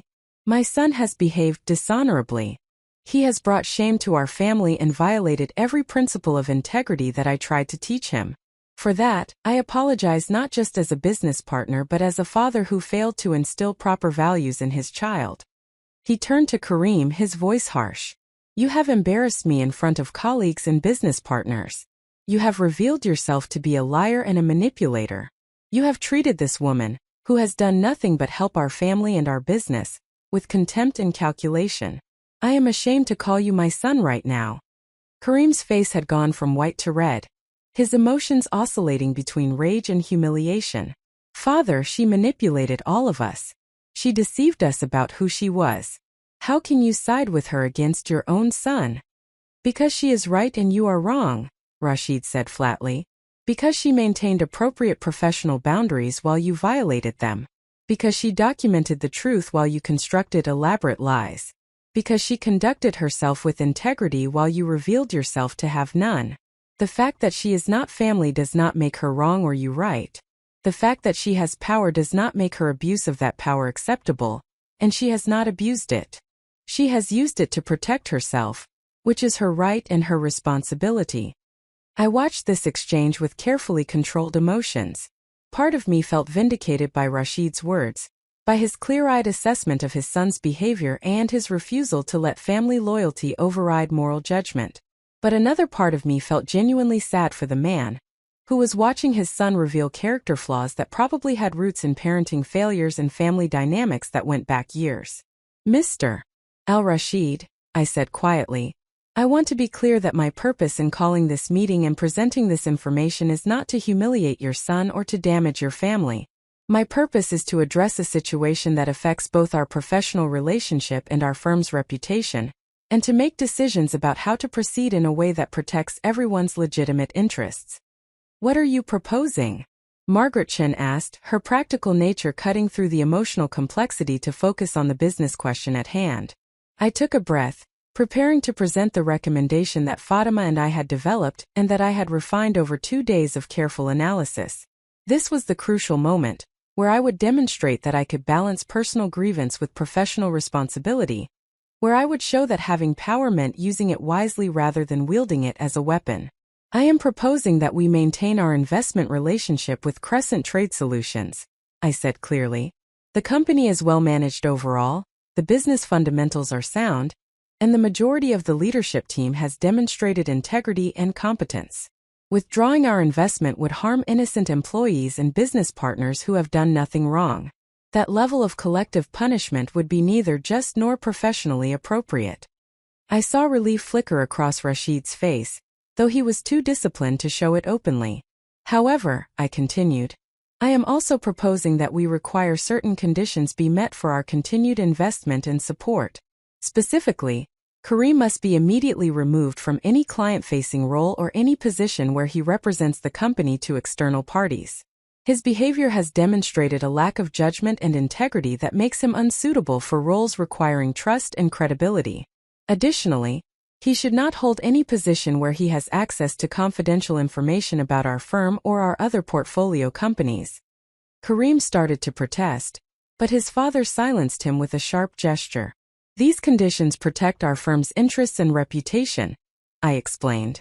They also send a clear message about the consequences of the behavior that Kareem exhibited. However, they do not require his termination from the family business entirely. His continued employment in some capacity is a decision for his family to make. We are simply establishing boundaries around where and how he can work within an organization that we have a significant investment in. What about the personal relationship? Abdullah asked. I assume the engagement is terminated. Does that have any bearing on the business relationship? The engagement is terminated, I confirmed. As of this moment, I have no personal relationship with Kareem or his family beyond our professional connection through the investment. The personal situation informed my awareness of professional concerns, but the business decision is based on business factors including judgment, integrity, and risk management. Even if the personal relationship had ended differently, the professional concerns about Kareem's judgment and conduct would still need to be addressed. I looked around the table, making eye contact with each board member.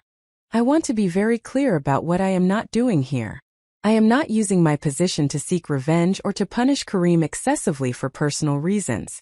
I am not requiring his termination or his total exclusion from the family business. I am not withdrawing our investment or ending our partnership with Crescent Trade Solutions. What I am doing is establishing appropriate boundaries, requiring accountability for behavior that violates professional standards, and protecting our firm's interests and reputation. Fatima spoke again, her voice carrying the authority of her position as co-founder and partner. The recommendation that Sarah has developed balances multiple legitimate interests. Our interest in maintaining a profitable investment relationship, the interest of Crescent Trade Solutions employees and other stakeholders in business continuity, the Al-Rashid family's interest in maintaining their business and their dignity, and our firm's interest in being known as an organization that holds high standards for integrity, while also demonstrating proportionality and fairness in how we address problems. This approach serves all of those interests better than either extreme of doing nothing or completely severing the relationship. Margaretchen nodded slowly. I find the recommendation sound. It addresses the legitimate business concerns without overreaching into areas where we lack authority or creating consequences that extend beyond the scope of the actual problem. However, I want to hear from Mr. Al-Rashid about whether these conditions are acceptable from his perspective, and how he intends to address the broader issues within his organization that allowed this situation to develop. All eyes turned to Rashid, who had been sitting silently, processing everything that had been said. He looked older than he had when he entered the room, the weight of his son's failures visible in the lines of his face and the set of his shoulders. When he spoke, his voice was heavy but firm. The conditions you propose are more than fair, he said. They are more generous than my son deserves given what he has done. I accept them fully and will ensure they are implemented immediately. Kareem will be reassigned to an internal operational role, where he will have no client contact and no access to confidential information about Al-Hashimi Global Partners or your other investments. His future in the company will depend on whether he can demonstrate genuine change in his character and conduct, which frankly I am not confident he is capable of at this moment. He paused, looking directly at me. Ms. Al-Hashimi, you have conducted yourself with remarkable professionalism throughout this situation. You had the power to destroy my family's business entirely, and you chose not to exercise that power. You had the right to humiliate my son publicly, and you chose to handle this in a private professional setting. You could have acted out of pure revenge, and instead you developed a measured response that balances justice with mercy. For all of that, I thank you, even as I am deeply ashamed of the circumstances that required such a response. I inclined my head in acknowledgement but said nothing. This moment belonged to Rashid, and I would not diminish it with false modesty or unnecessary words. As for the broader issues you raised, Rashid continued, You are correct that this situation reveals problems in how my son was raised, and how our family culture may have contributed to his sense of entitlement and his willingness to manipulate others. Those are painful truths that I will need to address within my family. But there are also professional issues that need attention. I will be conducting a comprehensive review of all of Kareem's work at Crescent Trade Solutions to ensure that there are no other instances of misrepresentation or misconduct. I will also be implementing stronger oversight mechanisms and ethical guidelines to prevent similar problems in the future. Abdullah Hassan spoke up. I propose that we formalize these arrangements in an amendment to our investment agreement with Crescent Trade Solutions. The conditions regarding Kareem's role should be documented in writing, along with the commitment to conduct a comprehensive review and implement enhanced oversight. That protects all parties by ensuring clear expectations and verifiable compliance. I agree, I said. Fatima and I will work with our legal team to draft an appropriate amendment for review by all parties. I propose that we aim to have this completed and executed within 2 weeks. The board members indicated their agreement. The formal business of the meeting had been conducted efficiently and professionally. What remained was the human aftermath, the emotional and relational consequences of what had been revealed and decided in this room. Kareem had been sitting silently through the latter part of the discussion, his earlier anger apparently exhausted. Now he looked up at me with an expression that was difficult to read. Anger was still there, but also something else. Perhaps the beginning of understanding about the magnitude of his miscalculation. "You planned all of this," he said, his voice dull. "From the very beginning, you were setting me up to fail." I held his gaze steadily. "No, Kareem. From the very beginning, I was giving you the opportunity to succeed. To be honest, to be genuine, to treat me with respect regardless of what you thought I could offer you. You could have passed every test simply by being a decent human being. You failed not because the standards were impossible, but because you chose deception, manipulation, and exploitation instead of honesty and integrity. Those were your choices, not mine." "I loved you," he said. And for the first time there might have been genuine feeling in his voice rather than calculated performance. "Perhaps you did, in whatever way you are capable of loving someone," I replied quietly. "But love without respect is not enough. Love without honesty is not real. And love that exists alongside contempt and mockery is not love at all. You may have had feelings for me, Kareem, but you never valued me. You never saw me as a full person deserving of truth and respect. You saw me as a tool to be used, and you treated me accordingly. That is not love." The meeting concluded shortly after that exchange. Board members gathered their materials and began to file out, offering Rashid quiet words of support and me respectful nods of acknowledgement. Fatima remained behind with me as the room emptied, her presence a silent reminder that I was not alone in this, that I had built something real and meaningful with someone who genuinely understood and valued partnership. When the last board member had left and only Fatima and I remained in the conference room, she spoke quietly. "You did well. That was harder than any business negotiation you have ever conducted, and you handled it with grace and strength." "I do not feel particularly graceful right now," I admitted, allowing myself to finally relax the careful control I had maintained throughout the meeting. "I feel exhausted and sad and angry and relieved all at the same time." "Those are all appropriate feelings," Fatima said. "You just dismantled your engagement and revealed a betrayal in front of a room full of business associates. You are allowed to have complicated emotions about that. But you are also allowed to be proud of how you handled it. You were fair when you could have been cruel. You were strategic when you could have been reactionary. You protected yourself without unnecessarily harming others. That took real strength." I nodded, knowing she was right but not quite able to feel it yet. The immediate crisis had been managed, the business decisions had been made, and the consequences had been established. But the deeper work of processing what had happened and what it meant would take much longer. What I knew with certainty as I looked out at the Dubai skyline from that boardroom was that I had proven something important, not to Kareem but to myself. I had proven that I could use power responsibly, that I could balance justice with mercy, that I could protect myself without becoming the kind of person who wielded her capabilities as weapons, and that I could emerge from betrayal not broken but stronger, not bitter but wiser, not diminished but enhanced by the knowledge that I had faced a difficult situation with integrity intact. The revelation phase was complete. The consequences had been established. What came next would be even more complicated. As I navigated the aftermath and rebuilt my life without the illusion of the relationship I had thought I might have. But that work would begin tomorrow. Today I had done enough. The 48 hours following the board meeting passed in a strange fog of administrative efficiency and emotional turbulence. On the surface, everything proceeded with the professional smoothness that years of business experience had trained into me. Documents were drafted, reviewed, and finalized. Legal teams were consulted. Amendment agreements were prepared with the kind of precision that left no room for ambiguity or future dispute. The machinery of corporate governance moved forward with its characteristic methodical pace, transforming the messy human drama of Friday evening into clean contractual language that would govern future business relationships.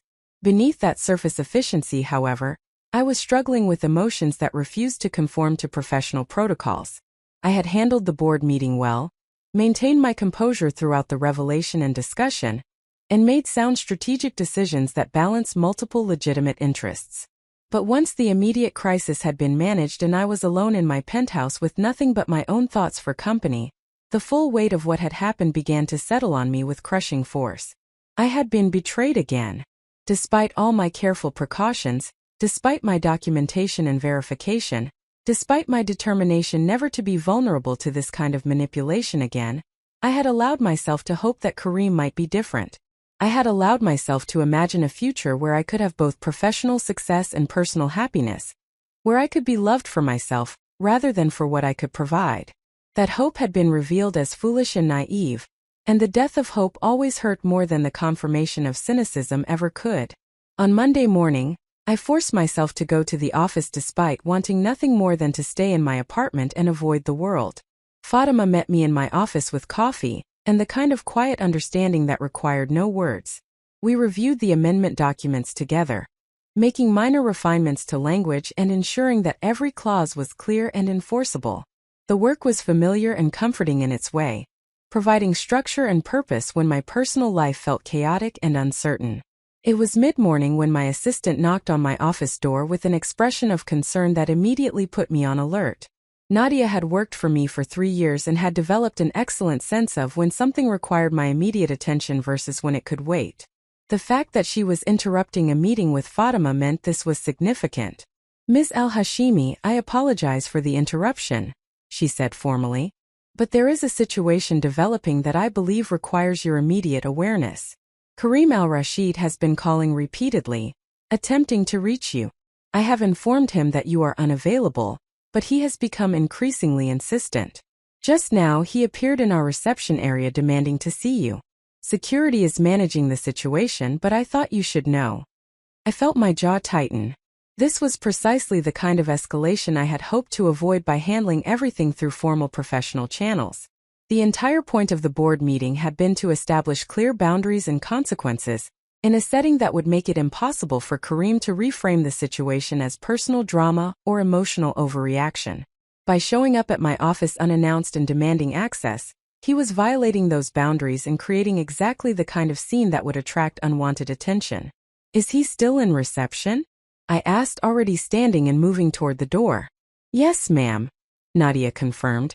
"Security has asked him to leave, but he is refusing. He claims he has a right to speak with you and that you are being unreasonable by refusing to take his calls." Fatima stood as well, her expression hard. "Do you want me to handle this? You do not need to deal with him directly. We can have security remove him and send a formal cease and desist letter if he continues this behavior." I considered the option. It would certainly be easier to avoid the confrontation, to maintain my distance and let others manage the messy aftermath. But something in the situation felt like it required my direct attention. Kareem was escalating in a way that suggested desperation rather than simple anger, and desperate people sometimes did things that created problems far beyond their immediate actions. If he was going to cause a scene, better to contain it now before it spread beyond our office walls. "No, I will speak with him," I said decisively. "But not in reception where other employees and visitors can observe. Have security escort him to conference room C. That is the small meeting room with no windows, away from the main office areas. Tell security to remain just outside the room during the conversation. I will speak with him briefly, establish clear boundaries, and end the meeting if he becomes abusive or refuses to accept those boundaries. Nadia nodded and moved quickly to relay the instructions. Fatima touched my arm gently. Are you sure about this? You do not owe him anything, Sarah. Not an explanation, not a conversation, not even basic courtesy given how he has behaved. I know, I said quietly. But if I do not speak with him now, he will continue escalating. He will show up at my home or create scenes in public places where I have less control over the situation. Better to have this conversation once in a controlled environment and make absolutely clear that there will be no further contact. That gives me the documentation I need if we eventually have to pursue legal action for harassment. Fatima nodded reluctantly, understanding my strategic thinking even if she clearly wished I would simply avoid the entire interaction. I took a moment to center myself, breathing deeply and consciously releasing the tension I could feel building in my shoulders and jaw. This conversation would require the same careful control I had maintained during the board meeting, perhaps even more so given that there would be no other professionals present to moderate Kareem's behavior or witness his conduct.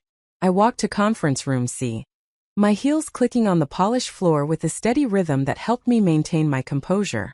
Security had indeed escorted Kareem to the room, and 2 guards stood just outside the door, their presence visible through the glass panel but positioned so they could respond immediately if needed while not being able to hear the conversation inside.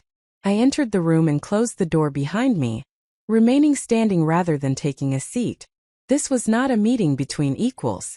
This was me establishing boundaries with someone who had violated my trust, and who was now violating professional protocols by showing up unannounced at my place of business. Kareem looked terrible. His suit was rumpled, his face unshaven, his eyes bloodshot with what might have been lack of sleep or possibly tears. The confident, polished man I had known for 6 months was gone, replaced by someone who looked desperate and unmoored. Sarah, thank you for seeing me, he began, his voice rough and urgent. I have been trying to reach you since yesterday. You blocked my number. You will not answer emails. I need to talk to you. I need to explain. There is nothing to explain, Kareem, I said calmly. Everything relevant was explained and documented in the board meeting on Sunday. You were given the opportunity to respond, and you chose to deny responsibility and attack me for documenting your behavior. That conversation is finished. We have no further personal relationship, and our professional relationship is now governed by the amendment agreement that your father is reviewing with his legal team. Please just listen to me for 5 minutes, he pleaded. I know I made mistakes. I know I said things I should not have said. But you have to understand the pressure I was under. My father has always expected me to contribute to the family business, to make connections that would help us grow. I was just trying to meet those expectations.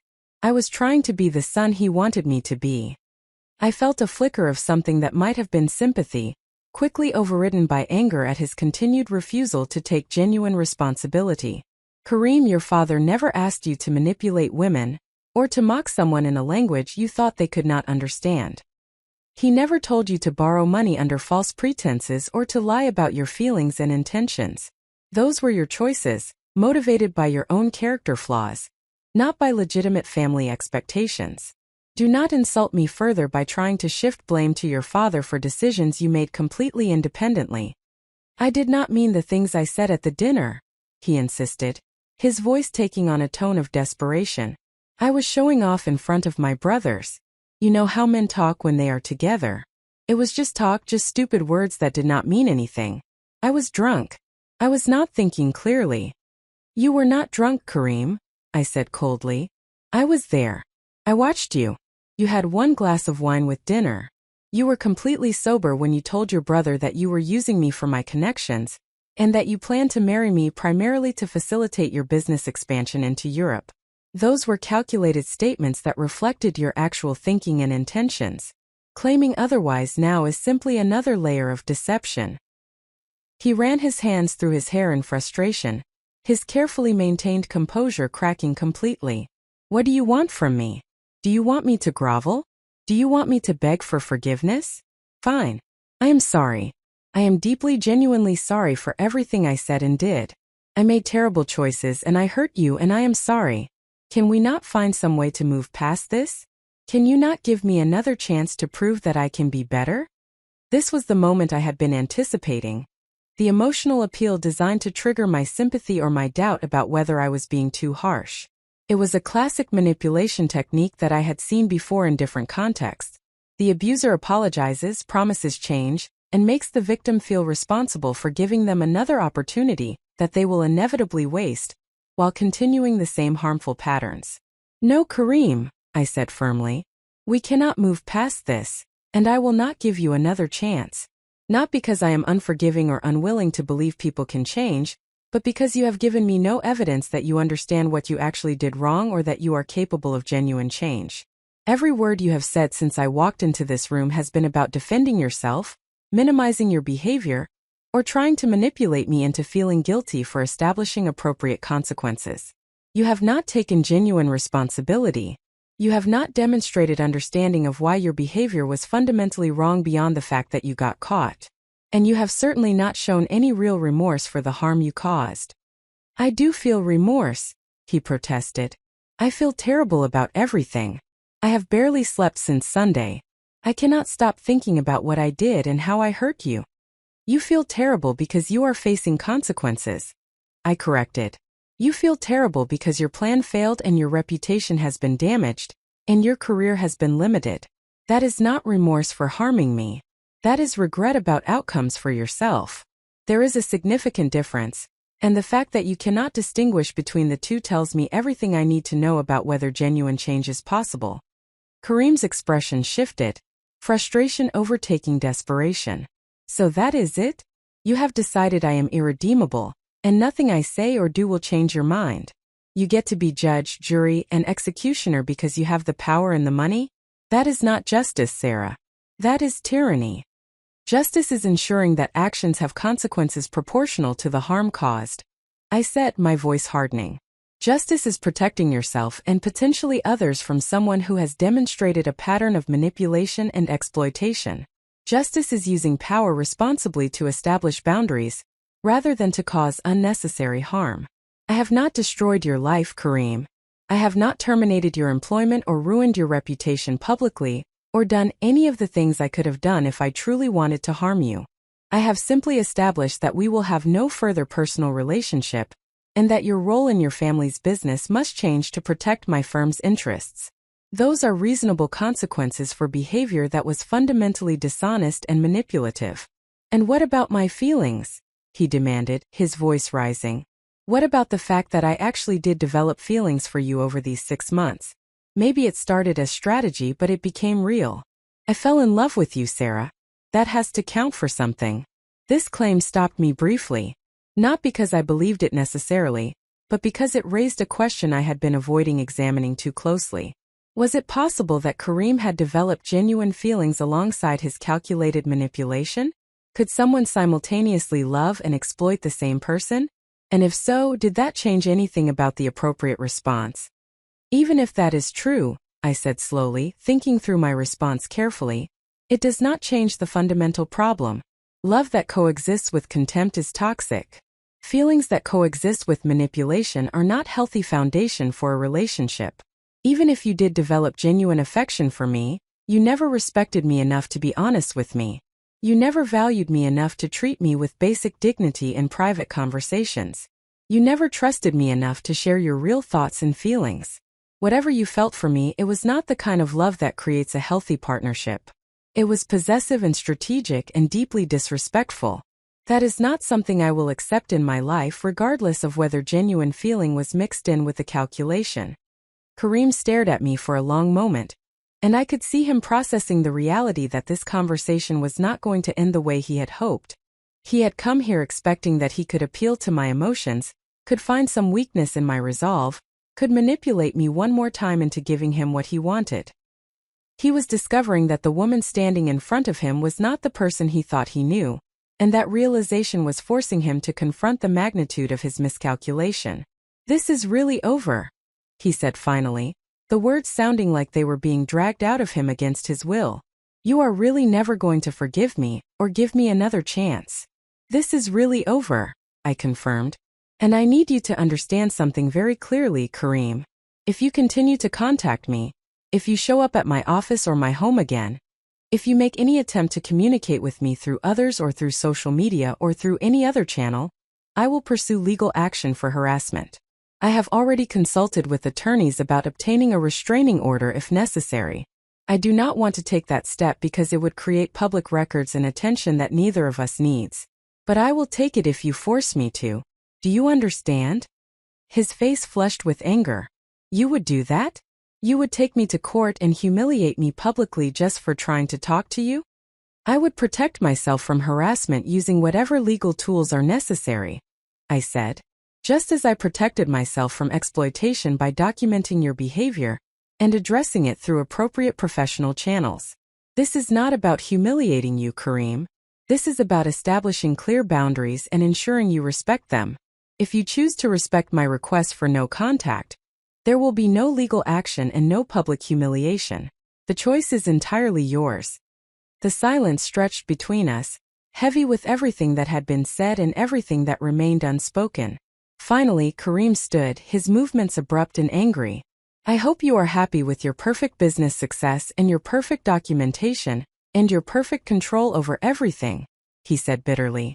I hope it keeps you warm at night when you realize you are going to be alone forever, because you are too calculating and too suspicious to ever trust anyone, or to let anyone really know you. You talk about me being manipulative, but you are the one who ran an elaborate investigation for 6 months. You are the one who was playing a role the entire time. At least I was honest about my feelings, even if they were complicated. You were never honest at all. The words were designed to wound, and they found their mark. This was the fear I carried with me always, the concern that my self-protection mechanisms had turned me into someone incapable of genuine connection, that my determination never to be vulnerable again had made me cold and calculating in ways that would prevent me from ever having the kind of relationship I claimed to want. But I also recognized the statement for what it was, a final desperate attempt at manipulation through emotional attack. And I would not allow it to land without response. I was honest about the things that mattered, I said quietly. I was honest about my feelings when I thought those feelings were returned. I was honest about my hopes for a genuine partnership based on mutual respect. What I was not honest about was the full extent of my professional success and capabilities, because I wanted to know if someone could value me for myself rather than for what I could provide. That is not deception, Kareem. That is self-preservation. And the fact that you cannot distinguish between my choice to protect myself and your choice to exploit me tells me everything I need to know about your character and your capacity for genuine self-reflection. I moved to the door and opened it, signaling clearly that this conversation was over. The security guards outside straightened, ready to intervene if necessary. This is goodbye, Kareem, I said with finality. I genuinely hope you learn from this experience. I hope you develop the capacity for genuine honesty and respect in your future relationships. I hope you become the kind of person who can love someone without simultaneously calculating how to use them.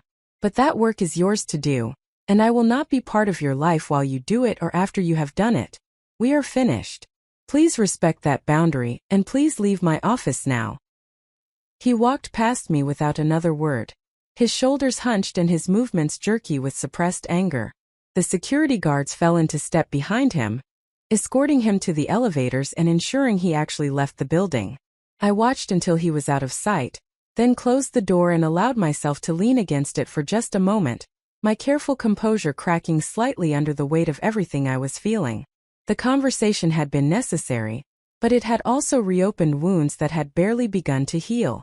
Kareem's final words echoed in my mind, touching fears that I had carried for years about whether my self-protection mechanisms had damaged me in ways that would prevent me from ever having genuine connection. Was I too calculating? Too suspicious? Too controlled? Had I sacrificed vulnerability and openness in my determination, never to be hurt again? I did not have answers to those questions, and I suspected they would haunt me for a long time. But what I did know was that the alternative, remaining open and vulnerable without any self-protection, had led to repeated betrayals that had damaged me in different but equally profound ways. If I had to choose between being too protected and being too exposed, I would choose protection every time. The cost of vulnerability without verification had proven to be too high. I returned to my office to find Fatima waiting, her expression concerned but not pitying. She understood what it cost to have that conversation, understood the emotional toll of standing firm in boundaries, even when doing so meant accepting loneliness and loss.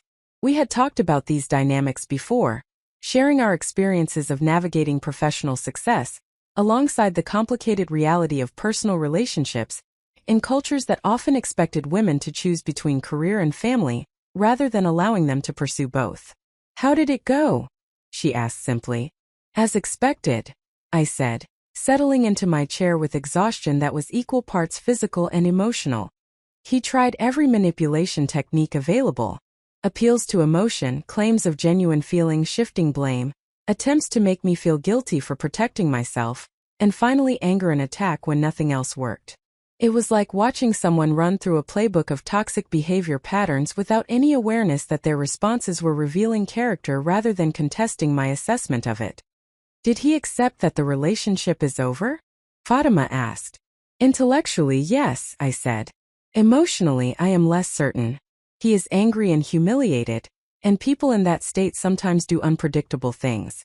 I made clear that any further contact would result in legal action, but whether that is sufficient deterrent remains to be seen. We may need to take additional steps if he continues to escalate." Fatima nodded, already mentally preparing for that possibility. This was one of the many reasons our partnership worked so well. We thought ahead to potential problems and prepared contingencies rather than waiting for crises to force reactive decisions. "There is something else you should know," Fatima said carefully. "While you were in that meeting, I received a call from Rashid al-Rashid. He wanted me to know that Kareem has been terminated from Crescent Trade Solutions entirely. Not reassigned to an internal role as we discussed, but terminated." Rashid said that after reviewing Kareem's work over the weekend, he discovered multiple instances of falsified reports, inflated accomplishments, and misrepresentation to clients. The pattern was extensive enough that Rashid felt he had no choice but to terminate employment immediately rather than risk further damage to the company's reputation. I absorbed this information in silence, feeling a complex mixture of vindication and sadness. Vindication because it confirmed that my assessment of Kareem's character and conduct had been accurate, that the problems extended far beyond his treatment of me into his professional behavior generally. Sadness because it meant his family had been forced to confront just how extensive his deception had been, and because Kareem would now face consequences that extended far beyond anything I had directly imposed. Up next, you've got 2 more standout stories right on your screen. If this one hit the mark, you won't want to pass these up. Just click and check them out. And don't forget to subscribe and turn on the notification bell, so you don't miss any upload from us.